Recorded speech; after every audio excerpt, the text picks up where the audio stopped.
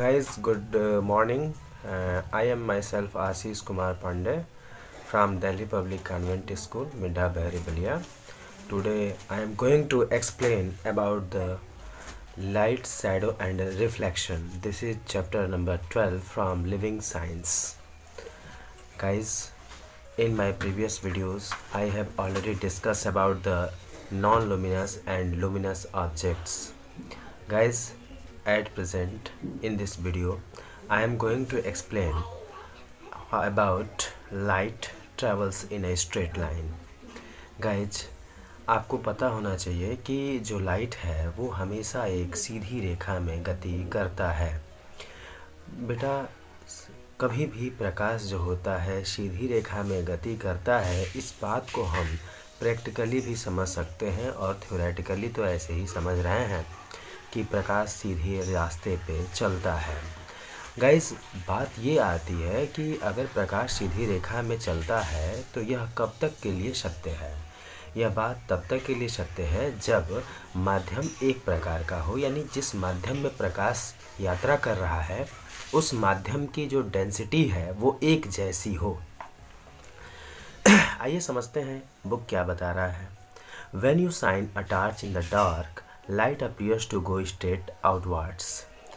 यानी कि जब हम अपने अंधेरे में प्रकाश के लिए टार्च को जलाते हैं तो जो प्रकाश होती है वो सीधे बाहर की तरफ निकलती है।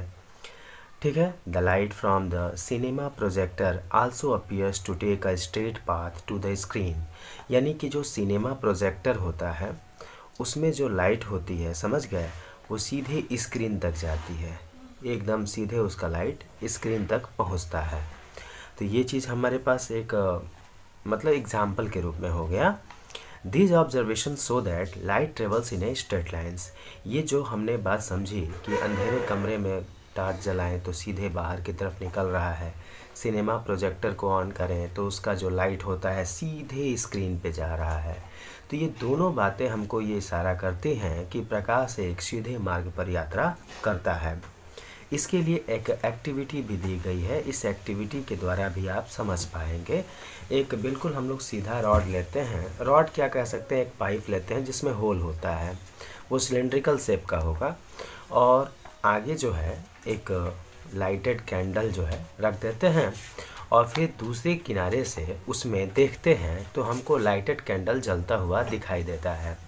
तो गाइज़, मैंने पहले अपने वीडियो में बताया था कि लाइट जो होता है वो स्ट्रेट लाइन पे चल रहा है, तो कोई भी ऑब्जेक्ट जब लाइट हमारे पास भेजेगा तभी हम उस ऑब्जेक्ट को देख पाएंगे। यानी कि जब हम पाइप से देख रहे हैं तो कैंडल की लाइट सीधे पाइप से होते हुए हमारे आँखों में एंटर कर रही है, इसकी वजह से हम लोग जलते हुए कैंडल को देख पा रहे हैं।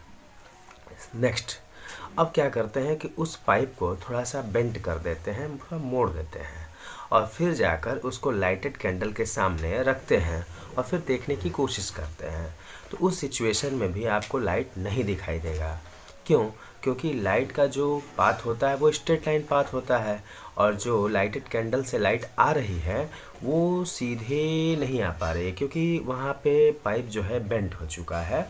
तो जब पाइप बेंड हो चुका है तो वो लाइट हमारे सीधे आँखों पे नहीं पहुँच पा रही है, जिसकी वजह से वह हमें कैंडल दिखाई नहीं दे रहा है। तो इससे स्पष्ट हो गया कि लाइट जो होती है वो स्ट्रेट लाइन पाथ पे ट्रेवल करती है। Light cannot bend along the tube like water through following through the tube. यानी कहना चाहता है ना कि जैसे पानी है, पानी बहता है तो कहीं भी मुड़ के चला जाता है, लेकिन लाइट ऐसा नहीं है। लाइट के मामले में लाइट हमेशा एक स्ट्रेट लाइन पाथ पे ही ट्रेवल करेगा। तो ये लेबोरेटरी में एक्सपेरिमेंट जो होता है आप अच्छी तरह कर पाएंगे। अब आगे बढ़ते हैं। The property of light of travelling in straight line is called rectilinear propagation of light. यानी कि लाइट की वह प्रॉपर्टी कि लाइट जो होता है वो हमेशा एक सीधे रास्ते पे चलता है, समझ गए ना। इसी को हम लोग rectilinear property propagation of light कहते हैं, प्रकाश का सीधे मार्ग में संचरण। गाइस, अब जो हमारा नेक्स्ट टॉपिक है वह है रे एंड बीम। रे और बीम क्या है? रे का मतलब होता है किरण और बीम का मतलब होता है किरण पुंज। तो रे किसे कहेंगे? बात आती है कि what do you mean by रे। तो रे जो होता है this is a narrow path through which light can travel. रे एक जो होता है संकरा या पतला मार्ग है जिससे होकर प्रकाश यात्रा करता है। और जब कई रेज एक साथ होते हैं जिसको हम लोग बंडल ऑफ रेज कहते हैं, उसे हम बीम भी कहते हैं या किरण पुंज भी कहते हैं। तो यहाँ पे आपके बुक में जो एक्सप्लेन किया गया है वो भी मैं एक बार बता रहा हूँ। A very narrow path of light represented by line with an arrow head showing the direction in which it is travelling is called a ray of light. यहाँ पे बताता है कि रे जो होता है एक नैरो पाथ ऑफ लाइट है, प्रकाश का एक पतला या संकरा मार्ग है जो कि एक लाइन के द्वारा रिप्रेजेंट किया जाता है और इसके आगे एरो हेड लगा होता है। मैं तो कहूँ कि एक रे की तरह हो गया। रे जो हम लोग मैथ्स में भी पढ़ते हैं, एक स्ट्रेट लाइन होती है और आगे जो है एरो की तरफ लगा रहता है। वो एरो जो होता है लाइट किस डायरेक्शन में जा रही है ये बताता है। A beam of light is a broader and consist of several rays. यानी जो बीम ऑफ लाइट है वो चौड़ा होता है और उसमें कई सारे रेज जो होते हैं। समझ गए? The rays can be parallel to each other. Rays जो होती हैं वो एक दूसरे के पैरेलल भी हो सकती हैं। तो जब पैरेलल का मतलब होता है समानांतर, तो पैरेलल किसे कहेंगे यहाँ पे एक बात समझने वाली है। तो जब कोई भी दो लाइन है, दो या दो से अधिक लाइन है जो कि बिना एक दूसरे को कभी इंटरसेक्ट नहीं करती है, चाहे वो किसी दिशा में अनंत तक बढ़ाई जाए, तो उसे हम लोग पैरेलल रेज कहते हैं। तो ये जो रेज हैं वो पैरेलल होती हैं एक दूसरे के। If a very small source of light is use the rays will go outwards. तो कह रहा है ना कि अगर सोर्स ऑफ लाइट छोटा है तो उसे आपको दिखाई भी देगा कि रेज जो होती है सीधे बाहर की तरफ निकल रही हैं। तो यहाँ पे देखिए ऑप्शन ए है, बी है, सी है और इन तीनों ऑप्शन में पहले ऑप्शन में दिखा रहा है कि एक रे दिखाई दे रही है। दूसरे ऑप्शन में लिख रहा है beam of parallel raise of light, यानी कि ये रेज बहुत सारी हैं जो एक दूसरे के क्या हैं, पैरेलल हैं। और सी में दिखाई दे रहा है कि beam of light from A small source of light. Source of light से जो होता है डाइवर्ज होते हुए, मतलब एक दूसरे से दूर होते हुए रेज ऐसे निकल रहे हैं। समझ गए? तो in the laboratory beam of light is normally produced by using a light box. Laboratory में यानी प्रयोगशाला में लाइट बॉक्स का यूज़ करके हम लोग इसको दिखाते हैं। It consist of a bulb kept inside a cardboard box with a hole in it for the light to come out. एक कार्ड बॉक्स होता है, मतलब दफ्ती का एक बॉक्स बना होता है, उसमें एक बल्ब रहता है, उसमें एक होल होता है जिससे लाइट जो है बाहर की तरफ निकलती है। आप इस एक्सपेरिमेंट को अपने घर पर भी कर सकते हैं। समझ गए? तो इसके लिए जो मैंने अभी आपको बताया है वही यूज़ करना है। ठीक है? इससे जो होगा आपको बीम ऑफ लाइट जो है स्पष्ट समझ में आ जाएगा। और मैंने आप एक बात पहले भी कहा था, इस बात को ध्यान रखिएगा कि लाइट जो होता है वह इस प्रकार की मतलब ऊर्जा होती है। Light is a form of energy. वह एक प्रकार की ऊर्जा है जो, समझ गए ना, अदृश्य होती है, स्वयं में अदृश्य होती है। जब वो किसी वस्तु पे पड़ती है तो उस पर चमक उत्पन्न करती है और हम प्रकाश के माध्यम से या प्रकाश की मदद से हम वस्तुओं को देख पाते हैं, क्योंकि जब वस्तुओं पे वो प्रकाश पड़ता है तो वह दोबारा रिफ्लेक्ट होता है और वो हमारी आँखों में आता है, तब जाकर हम वस्तु को देख पाते हैं। अब हम लोग बात करेंगे transparent, opaque and translucent objects. तो ट्रांसपेरेंट किसे कहते हैं, ओपेक क्या है और ट्रांसलूसेंट क्या है। ट्रांसपेरेंट का मतलब है पारदर्शी। पारदर्शी मतलब जिससे होकर लाइट आर पार हो सके, उसे हम लोग ट्रांसपेरेंट कहते हैं। तो सबसे पहले शुरू करते हैं ट्रांसपेरेंट के बारे में, जिसके बारे में अभी हमने बोला। You can look through a plane glass pane because glass allows the light to pass through it. Such an object is called transparent. ठीक है? तो जब आप किसी प्लेन ग्लास से होकर देखते हैं तो आपको क्या होता है, लाइट जो होता है उस ग्लास पेन से होकर पास करती है। तो इस तरह के ऑब्जेक्ट को हम ट्रांसपेरेंट कहेंगे। अरे शीशे का कोई पेन है और उसमें से होकर अगर आप देखेंगे तो आर पार की वस्तुएं जो है हमें दिखाई देती है। इसका मतलब होता है कि लाइट जो होता है वह ग्लास पेन से होकर पार हो रहा है। तो ऐसे ऑब्जेक्ट को हम लोग ट्रांसपेरेंट ऑब्जेक्ट कहेंगे या पारदर्शी पदार्थ कहते हैं। अब एग्जाम्पल में है एयर है, प्योर वाटर है और कुछ प्लास्टिक हैं जो कि ट्रांसपेरेंट होते हैं, मतलब जिनके आर पार जो होती है लाइट ट्रेवल कर सकती है। या पास कर सकती है।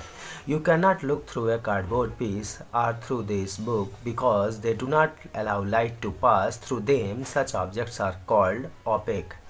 मतलब एक और बात है कि आप जो है दफ्ती के टुकड़े से होकर नहीं देख सकते, यानी दफ्ती जो हम लोग सामान वामान लाने के लिए मतलब कि कार्डबोर्ड का बना हुआ बॉक्स होता है, उसका कार्डबोर्ड निकाल लीजिए और उसमें देखिए आर पार, तो आर पार नहीं देख पाएंगे क्योंकि लाइट उससे होकर ट्रेवल नहीं करती या उससे होकर पास नहीं करती है।